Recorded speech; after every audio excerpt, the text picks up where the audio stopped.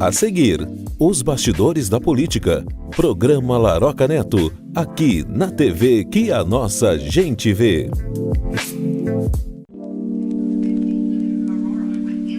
As matérias e opiniões deste programa não representam a opinião deste canal, e sim do seu idealizador, o qual é responsável por elas.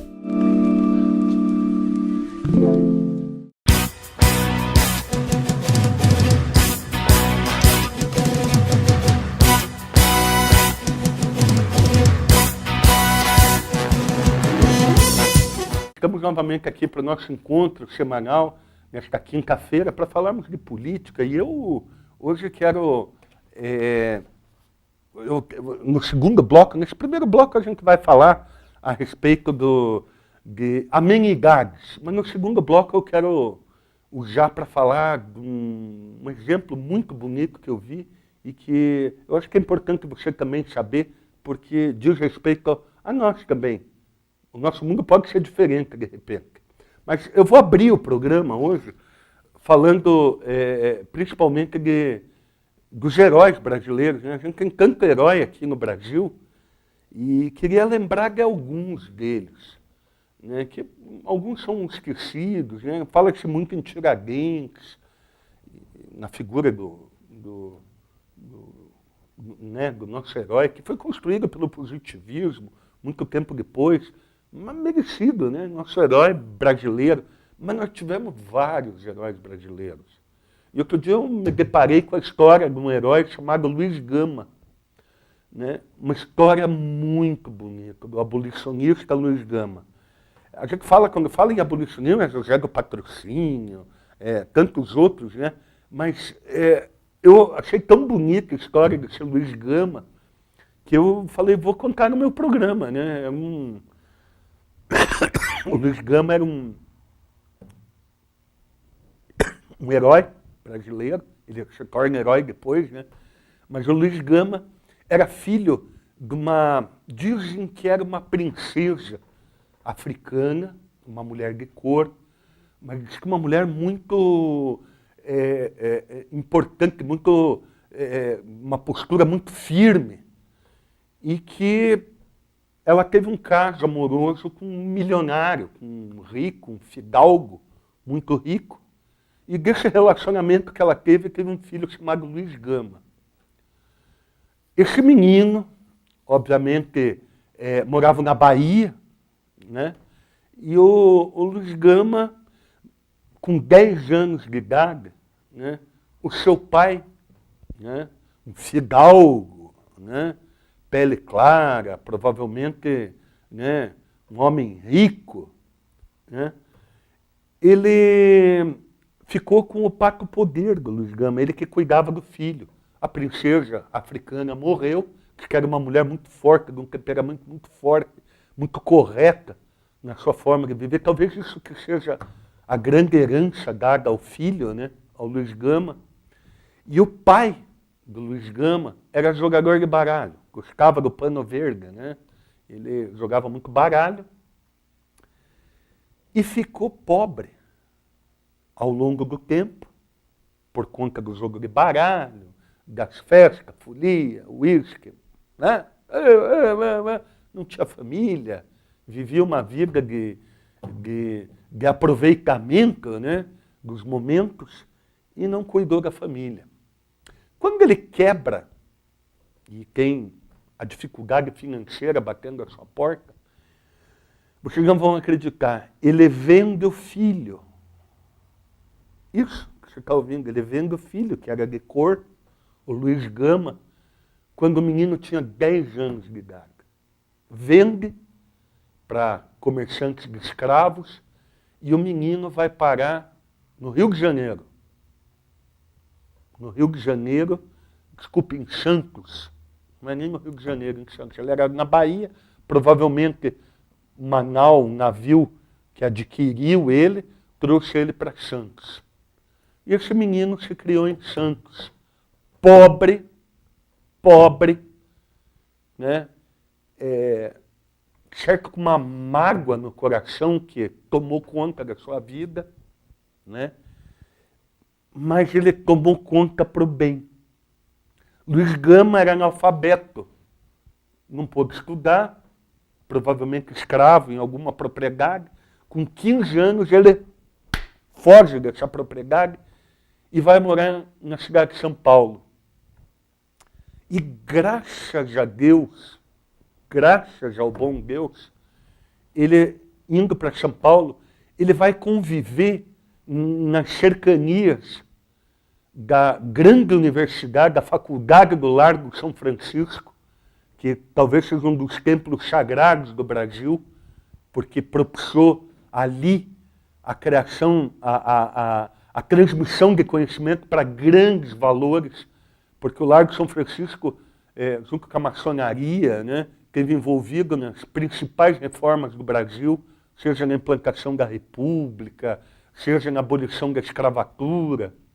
E este menino, Luiz Gama, então jovem de 15 anos, começa a conviver com aquelas pessoas, com pensadores, com gente que convivia no dia a dia no Largo São Francisco, e começou a respirar o ar da liberdade e aqueles bons fluidos que uma universidade traz. Né? Que a universidade traz. Inclusive, quando o João Barbeiro foi alugar o prédio da Agência do Trabalhador, lá, que hoje está instalado ali do lado da Universidade Estadual do Ponta Grossa, foi uma escolha perfeita. Né? Ele foi locar o prédio e a gente conversava a respeito disso. E foi locado lá por quê? Porque é do lado de uma universidade. Uma fonte irradiadora de conhecimento. Não tem lugar melhor para ficar. E não teve lugar melhor para a escolha do Luiz Gama, que era ficar próximo à Universidade do Largo São Francisco. Começou a aprender direito. Né? Direito. E, ao invés de se revoltar, ele nunca falava do pai, ele sempre falava da sua mãe, uma princesa negra. E talvez alguns historiadores acham que outro dia eu estava vendo Eduardo Bueno e um outro historiador, o Oliveira Belo, né, nos seus escritos, dizendo que talvez fosse uma criação da mente dele, de que a heroína dele era a mãe, ele tinha que construir uma figura de uma princesa, de uma mulher guerreira. Talvez ela não tivesse nem existido. Né? Mas ele existiu. E ele odiava o pai. Acho que ele não odiava, eu acho que ele ignorava o pai. E ele, apesar de todas as dificuldades, ele conseguiu estudar direito e ele foi trabalhar como escrivão de polícia no estado de São Paulo. Luiz Gama. E, aproveitando o fato de ser policial, ele sabia de uma lei de 1834 que o escravo que conseguisse comprovar a partir de 1834 que ele veio da África, ele seria liberto, porque não podia mais, em tese, não podia mais ter escravidão no Brasil, mas a gente sabe que foi até 1888. Então, se em 1834 não podia, escravo com 50 anos de idade. Tem alguma coisa errada, né? Porque tinha muita gente mais nova ainda sendo escravo. Aquelas coisas da história que a gente não consegue explicar. Mas tinha essa lei de 1834 que fazia com que aquele que viesse de fora fosse liberto. E ele, como estudou direito, e como ele teve no Largo São Francisco, e agora ele era um policial, um escrivão de polícia, ele começou a libertar escravos em São Paulo, na cidade de São Paulo. Começou a libertar escravos, ele conseguia, através da legislação, fazer com que grandes fazendeiros... O povo, eu imagino aqueles cafeicultor paulista tendo que enfrentar aquele moreninho, né? Aquele filho de escrava, aquele menino que se criou nas beiras da Faculdade de São Francisco e ter que respeitar ele, porque ele tinha na sua mão a lei e sabia usá-la. O que ele fez? Segundo os historiadores, ele liberou mais de 500 escravos. 500 escravos. Parece ser pouco, 500, né? Contar um assim. Mas imagina naquela época, em 1800, se lá vai coquinho, você tem que... Ele me parece que morreu em 1880, e lá vai Pedrinha antes, Ele não conseguiu ver a lei áurea, mas ele conseguiu, né, algumas evoluções ele conseguiu acompanhar. E o Luiz Gama, essa figura herói brasileiro, né, consegue, através do seu conhecimento amealhado ao longo do tempo, libertar mais de 500 escravos. E ele não foi muito reconhecido pela história brasileira. A gente, quando vai ler livros de história, como eu falei, fala-se do José do Patrocínio, da princesa Isabel. A princesa foi um arrasto nos ventos liberais. O Brasil foi o último país a libertar os escravos. O último. Ah, mas já tem outros países. Não, foi o último. O último país foi o Brasil. E digo mais, pessoal.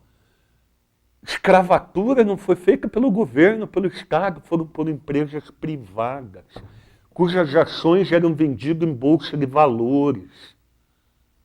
Era a maior rentabilidade que tinha, era lidar com o escravo. Por isso que eu sou a favor do capitalismo solidário, né? Tem que ter intervenção do Estado, tem que ter. Em algumas situações tem que o Estado intervir. Ou você acha que o Estado agiu errado em intervir na escravatura e fazer com que houvesse a abolição da escravatura? Agiu errado? Claro que não. Porque se deixasse na mão do rei Leopoldo da Bélgica, que foi o maior explorador do Congo, depois chamado de Congo belga e depois voltou a ser Congo, que diz que ia ajudar os pobres e foi explorar africano. Como a Holanda, que dizia, branquinho, bacana, né? Pele branca, né? Tá? Iam lá para explorar, para roubar dinheiro, para roubar diamante, para roubar as riquezas da África, como roubaram as nossas aqui da América.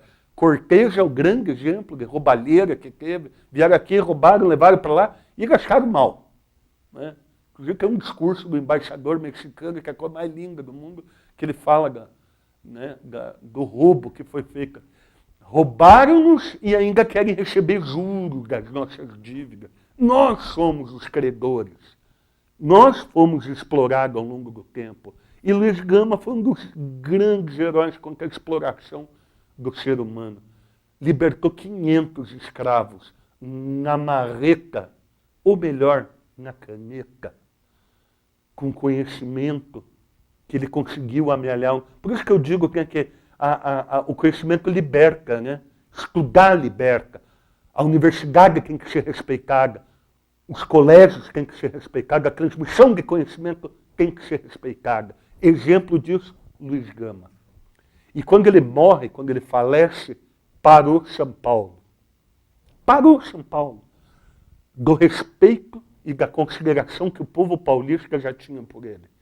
Não foi só as 500 pessoas que foram no seu féretro, mas foram milhares de pessoas que foram enterrar Luiz Gama no cemitério de São Paulo, um verdadeiro herói brasileiro.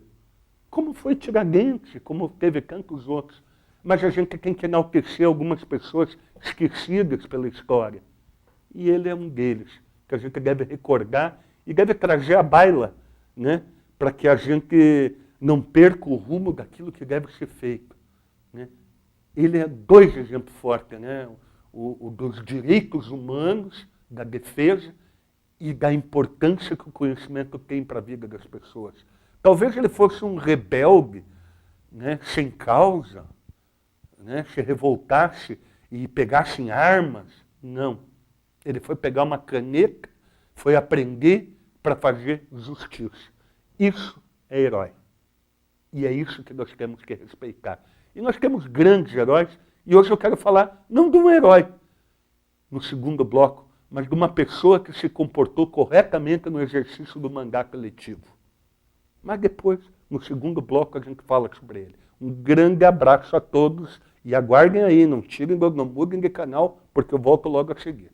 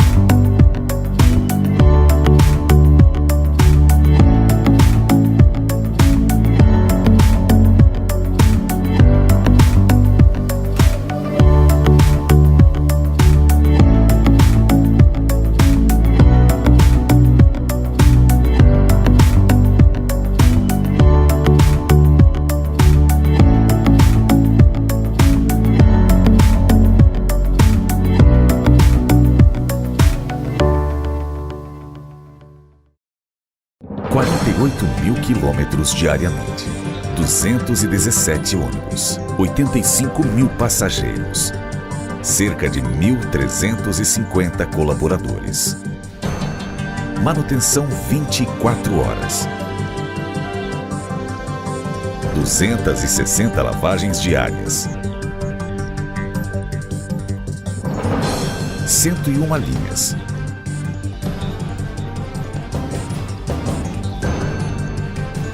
Treinamento contínuo. Tecnologia.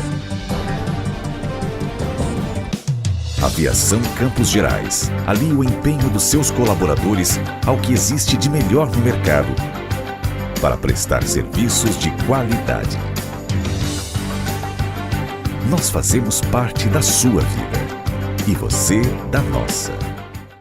Acreditar nos sonhos e ter vontade de vencer. Há 40 anos, a Lojas MM investe e acredita em nosso país. Crescemos juntos com o Brasil e hoje estamos em diversas cidades, sempre investindo em inovação, tecnologia e em nossos colaboradores. Afinal, buscamos oferecer a você, nosso cliente, a facilidade e a experiência da compra sem abrir mão do calor humano. Levamos até você o atendimento profissional que encanta pela alegria e simplicidade, pois essa é a nossa missão. Transformamos sonhos de milhares de clientes em realidade e nos orgulhamos em poder participar de várias conquistas. A Lojas MM acredita que o futuro é construído pela educação e oportunidade. Por isso, investimos em projetos sociais, qualificando e dando novas oportunidades aos nossos cidadãos. Lojas MM, há 40 anos, ajudando na construção do nosso Brasil e fazendo parte da sua história.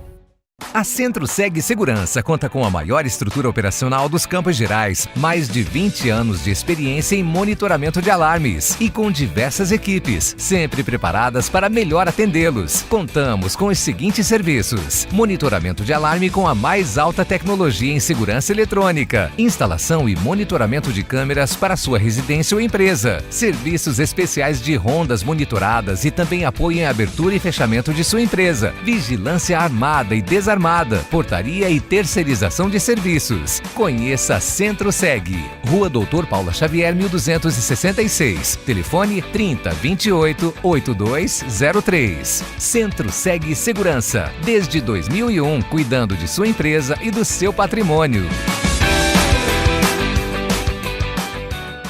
A Empório da Pizza foi criada em 2002, dentro de casa mesmo. As pizzas são totalmente artesanais, desde o preparo dos ingredientes até o momento de levá-las ao forno. Assadas diretamente na pedra, foram ganhando cada vez mais sabores. Hoje contamos com equipamentos mais modernos para facilitar a rotina, mas não deixamos nunca que a atenção e o cuidado de uma pizza artesanal faltasse em nenhum dos mais de 100 sabores que oferecemos. Empório da Pizza tem a garantia de ótimos padrões e bom atendimento. Afinal, nossa missão é proporcionar momentos inesquecíveis através das nossas pizzas. Disque Pizza Empório da Pizza, 3027-5757. Rato, aranha, barata, escorpião, cupim. Se essas pragas ainda fazem parte da sua vida, nós temos a solução. Há 16 anos no mercado, com sede em Francisco Beltrão e agora trazendo as técnicas mais avançadas para Ponta Grossa. A FI Beltrão trabalha com a dedetização de pragas urbanas na sua casa ou na sua empresa. E o melhor, em apenas 30 minutos após a dedetização, você já pode voltar ao local. Faça um orçamento conosco, 459-9858-9153. Dedetizadora FI Beltrão.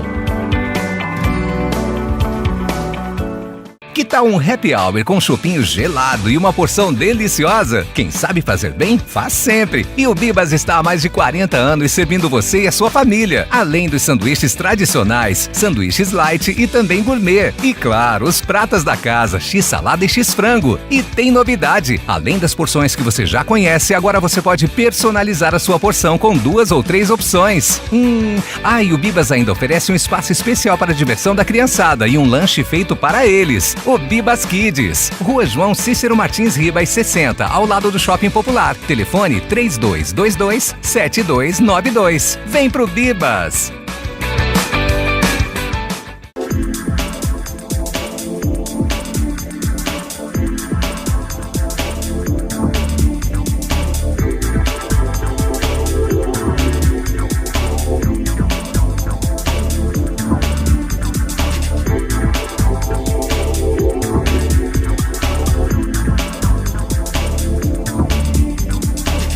Fábio Mendes, Estúdio Hair, Rua Coronel Dulcídio, 713, Sala 105, no Omni Shopping. Agende o seu horário, 3323-5209 ou 99982-2082. Fábio Mendes, Estúdio Hair. Que tal aquela torta servida na taça, com morangos, suspiros e nata? Além das delícias em tortas para seu café da tarde ou a qualquer momento do seu dia, o restaurante Confeitaria Balduino oferece almoço diariamente. Venha saborear e comprovar a tradição de quase 70 anos. Restaurante Confeitaria Balduino, com delícias que dão água na boca. Rua Balduino Taques, 815. Agora também com delivery, diariamente das 6 às 10h30 da noite. Telefone 3223-2159. Restaurante Confeitaria Balduino.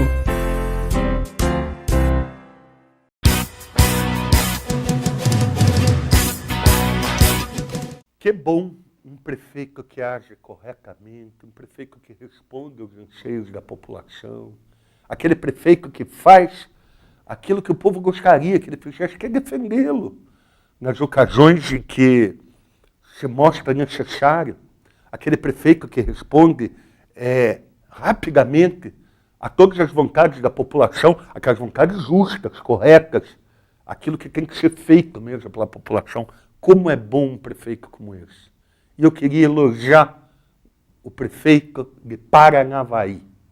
Este é o prefeito que atende os anseios da população. Um delegado de polícia, ele é cheio de tatuagem pelos braços, mas eu vejo que delegado policial, pessoa ríspida, mas de um carinho com o povo que não precisa ser demonstrado através da demonstração de sorrisos, bater nas costas, usar a imprensa, mas sim de agir corretamente com a população, respeitando ela.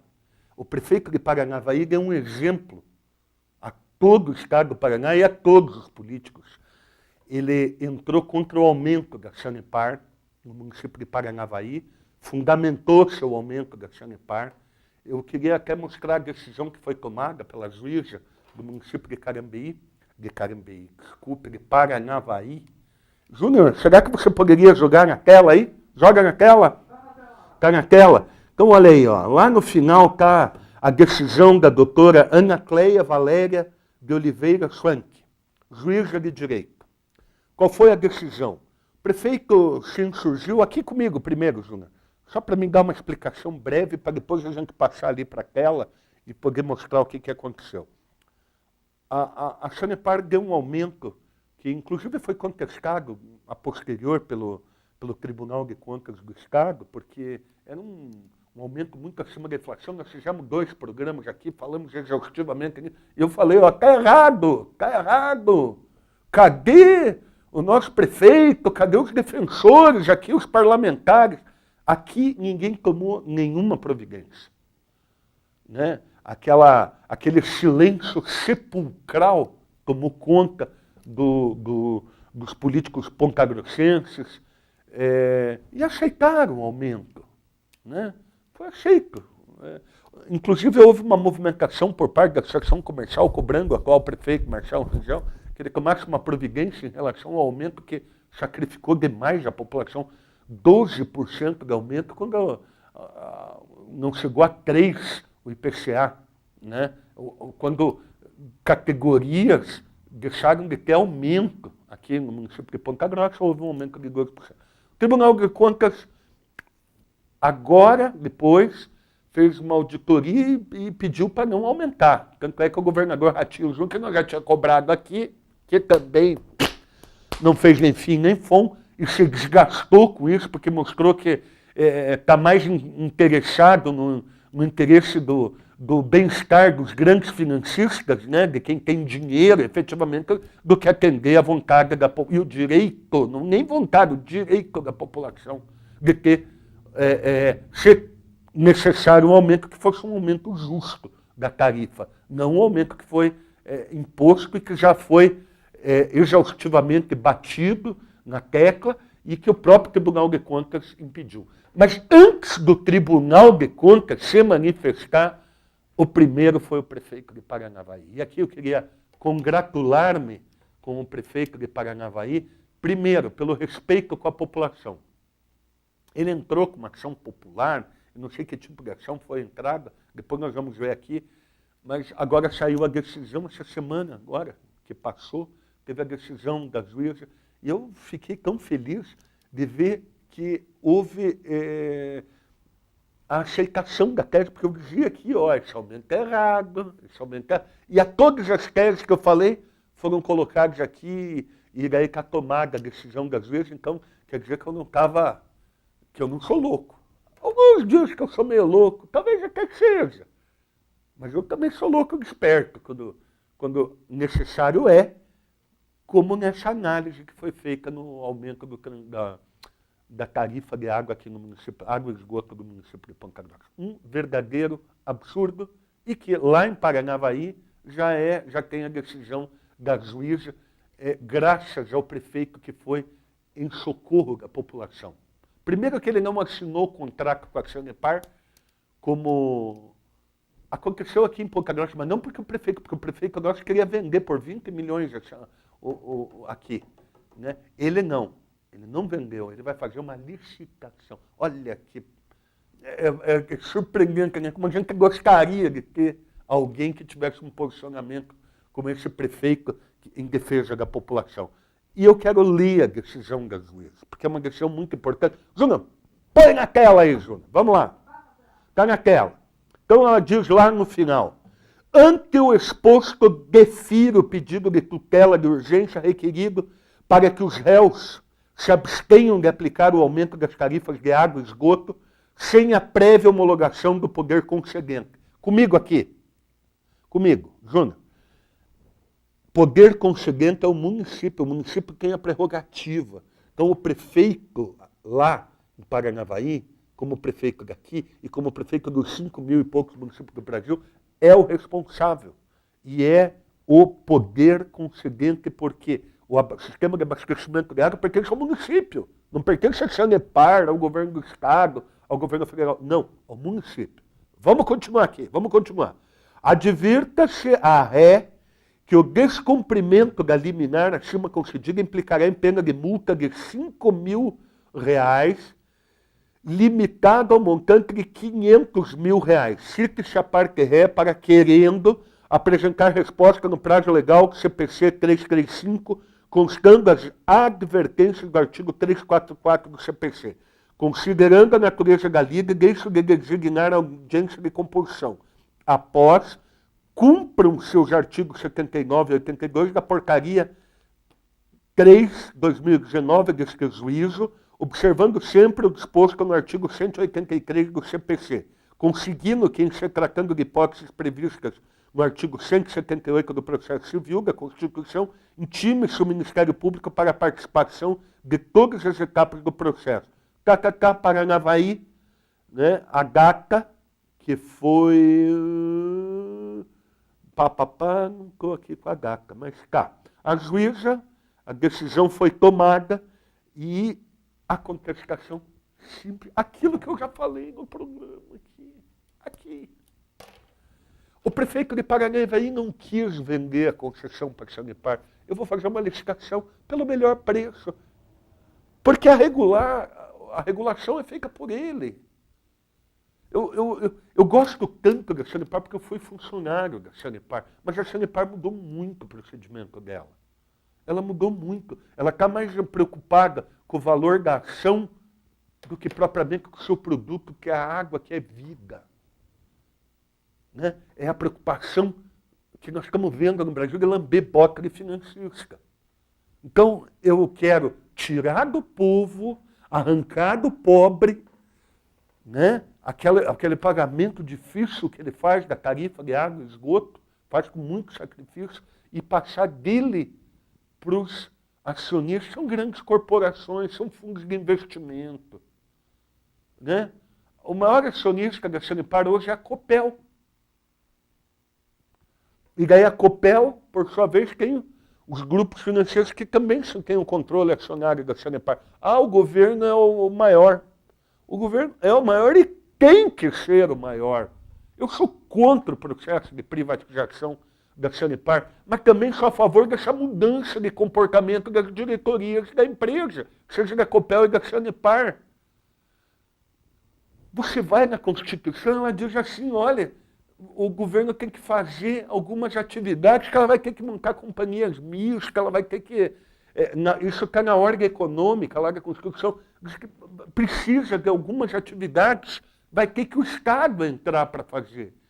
E, na minha opinião, na minha modesta opinião, água e energia tem que ficar sob o controle do Estado. Eu sou contra o processo de privatização. Sou contra. Pode ser companhia mista? Pode.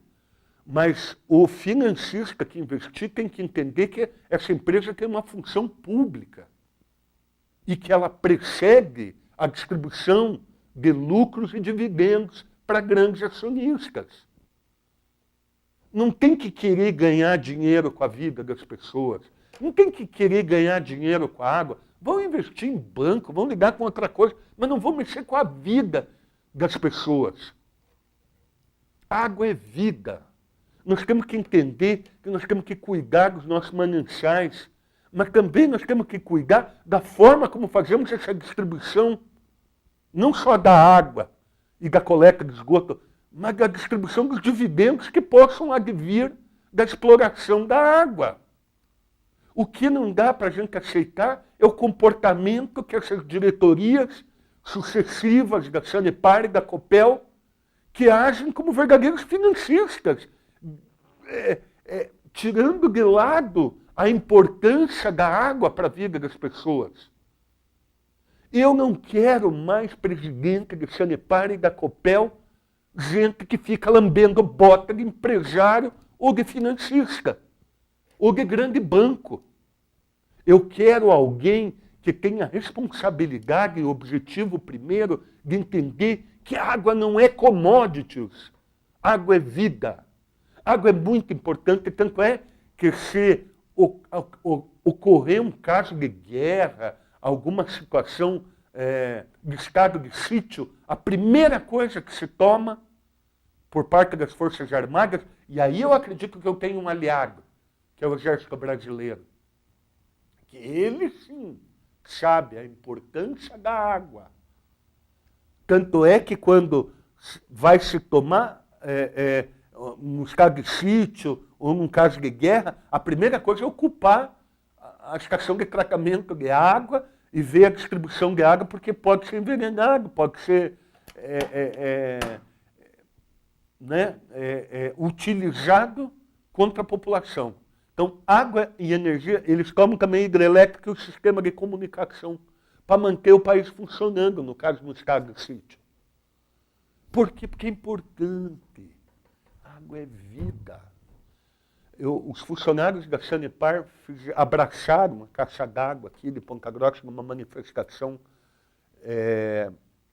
de repúdio a uma decisão tomada lá para vender, porque aquele povo quer vender tudo. Eles querem passar nos cobre.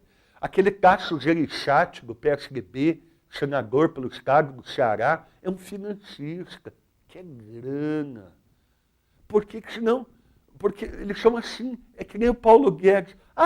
Deu zebra, eu vou embora do Brasil. Não amo o país. Não ama, não é apaixonado pela pátria. Eu não bato continência para a bandeira americana e muito menos para a bandeira da Rússia.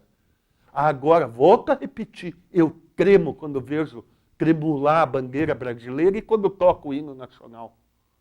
Agora, o cidadão que diz assim, não deu certo, eu vou embora para o exterior porque eu sou rico. Então, vai tarde vai pro raio que o parta. Agora, fique aqui o brasileiro, aquele que ama o país e que vai enfrentar as dificuldades e vai tentar consertar. Eu não quero Sanepar na mão de grupo econômico, dizendo quanto que vai custar a água. Nós já tivemos uma demonstração agora, do mau comportamento dessas diretorias nefastas que ocuparam o Sanepar e Copel por muito tempo, tratando água como se fosse commodities. Não é mercadoria. Água não é mercadoria. Energia não é mercadoria. E pior, eu vi alguns comentários quando os funcionários cercaram a Sanepar, porque você não está com ódio do funcionário público da Sanepar. Porque eles fazem um bom trabalho. Sabe com quem que você está com ódio? É quem aumenta a tarifa. É desse que você tem que ter ódio. É desse que você tem que ter ódio. Não daqueles funcionários que foram abraçar a caixa d'água e dizer que água é vida. Eles estavam lá porque eles sabiam a importância disso. Porque se cair na mão do capital estrangeiro é exploração. Porque daí este tipo de aumento que você viu, que o prefeito de Paranavaí, que eu considero uma pessoa do bem, foi lá para resgatar a dignidade, resgatar a importância da água para a sua população. Este é o bom político, é o defensor do povo. Agora, você, cidadão, que criticou os funcionários da Sanepar, não é desse que você tem que ter ódio. Não é da Sanepar que você tem que ter ódio. E da água. Você tem que ter ódio da diretoria da empresa. Uma diretoria que se comporta, volto a repetir, como se água não fosse vida. Que água é mercadoria. Água não é mercadoria. Água é fundamental para a nossa vida. Lá no século passado eu li um livro sobre a CIA, que é a Central de Inteligência Americana, e por isso que o americano vai para frente, porque eles têm um trabalho de percepção e de análise dessa situação futura, que lá eles falavam sobre 2020, nesse relatório da CIA, que foi traduzido no Brasil pelo Heródoto Barbeiro, e eu tive a felicidade de ler esse livro em 1998. E ele já apontava como dois grandes problemas da humanidade. O fundamentalismo, que nós estamos vendo aí, o neguinho jogar avião contra torres gêmeas, tudo o que está acontecendo no mundo, eles já acertaram. E a segunda que eles já acertaram é que nós vamos brigar por causa de água no futuro. E Deus está dizendo, mas já estão brigando, na África já se briga, no Sudão se mata por causa de água. E pior, é um recurso que não estamos vendo de onde nós vamos tirar. De onde é que nós vamos tirar a água? Ah, mas vai fazer do mar. Escute, isso é muito caro. Talvez sirva lá para usar, porque tem bastante dinheiro. Mas como é que vai fazer isso no Brasil? Nós temos grandes mananciais. E nós não estamos cuidando também. Outro dia veio um ministro aqui, um ministro do meio ambiente, que não acredito que seja do meio ambiente, ele está mais para ministro de proteção dos ricos. Né? Veio aqui, se fechou com um grupo de agricultores, né? E eu não estou fazendo nenhuma crítica aos agricultores, não. Eu estou fazendo uma crítica ao ministro. Ele devia ser democrático e receber a todos, seja os preservacionistas e seja os desenvolvimentistas. E tentar botar um ponto de equilíbrio. Mas como ele é muito fraco, ele não propõe o equilíbrio. Ele instiga o desequilíbrio. Então, não pense que aqueles funcionários agiram errado. Eles agiram correto. Por quê? Porque eles sabem a importância da água, porque eles trabalham com isso. E eles sabem o valor que tem para as pessoas, porque recebem no seu atendimento comercial pessoas com os mais variados problemas, porque não podem pagar água. Às vezes tem que fazer um parcelamento para poder dar água para o filho em casa. Essas pessoas sabem. E elas foram criticadas. Talvez por você que esteja me assistindo, dizendo, funcionário público, que a Sanepar. Não é com eles que você está bravo, você está mirando na codorna e acertando os olhos do cachorro, meu filho. Eles não têm culpa, eles estão te defendendo. Eles estão defendendo você.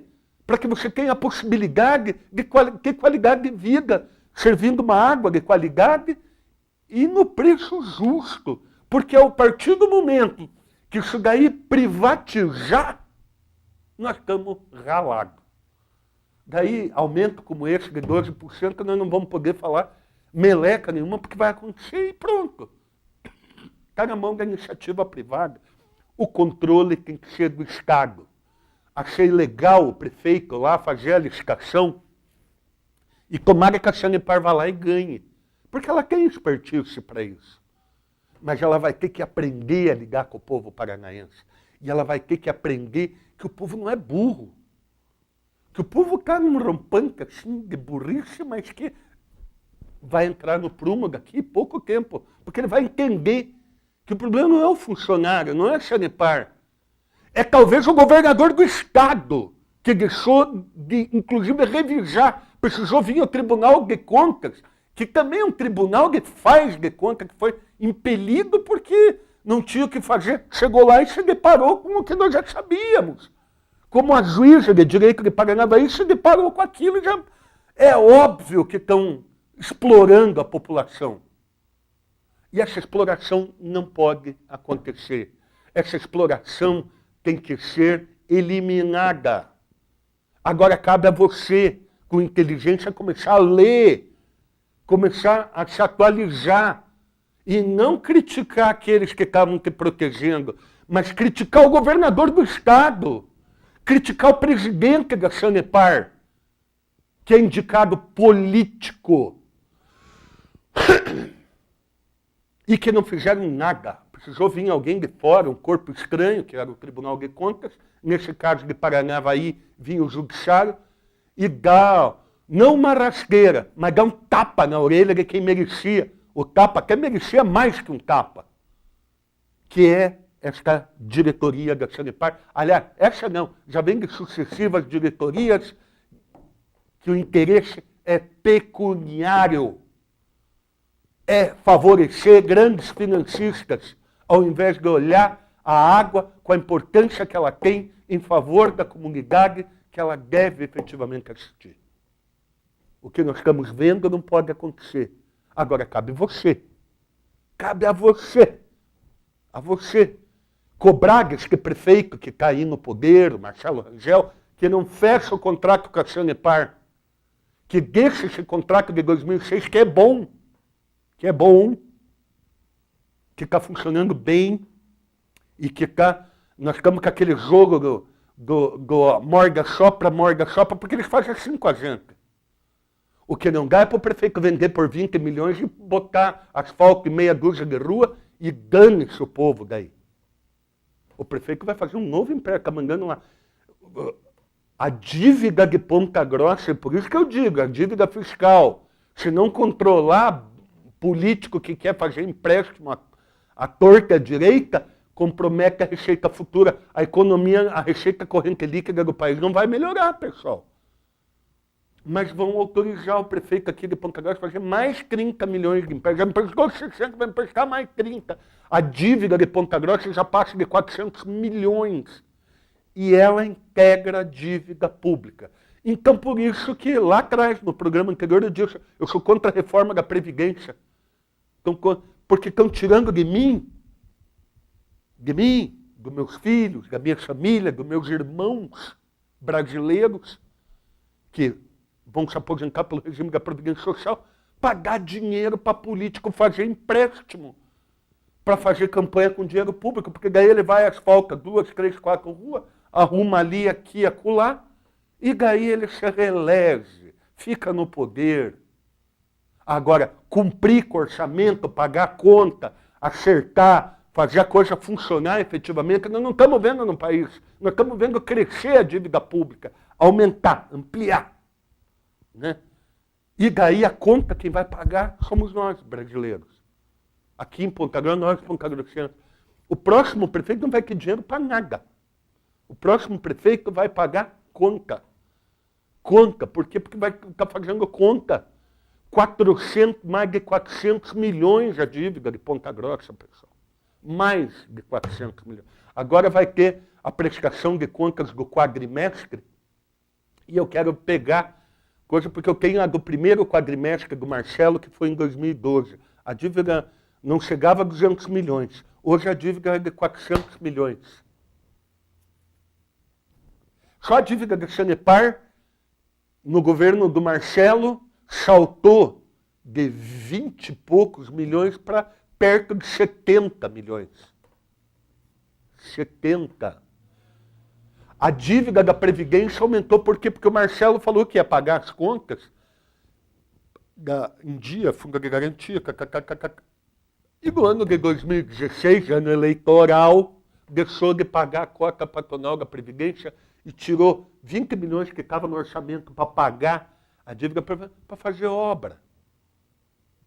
Ah, mas o povo precisa de obra. Claro que o povo precisa de obra, mas do dinheiro da sobra, daquilo que é capacidade de investimento. O que não dá você para ficar retirando do orçamento e jogar a dívida para o futuro e quebrar a cidade, que é o que nós estamos vendo hoje.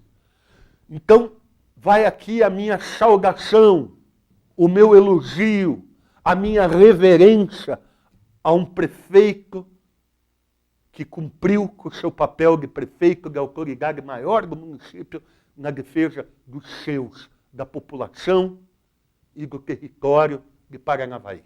Parabéns ao prefeito de Paranavaí. Vossa Excelência deu um grande exemplo para que outros prefeitos pensem da forma como Vossa Excelência está pensando, em fazer o correto, licitar, agir corretamente, não dispensar a licitação para contratar lixo, né?